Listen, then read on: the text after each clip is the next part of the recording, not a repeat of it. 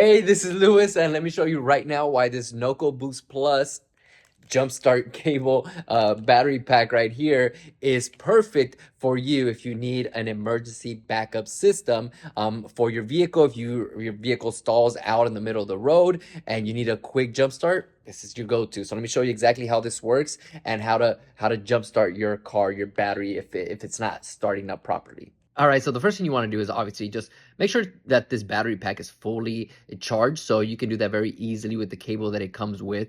You just plug it in and it charges right up. And then once you do that, you just have it safe in your vehicle in case you need to use it. And it's at that point very easy to use. You just attach the clamps to each of the terminals, the black to the negative, and then the red to the positive. Now, if for some reason you actually mix these two polarities up, it actually won't charge. So there is a safety mechanism here that prevents it from charging. So that's great. Then you want to go ahead and power on your NOCO Boost Plus here and then start your vehicle. Once you do that, you'll see that it starts right up. Now with the GB40, when you start off at full charge capacity here, you can jumpstart your vehicle up to 20 times.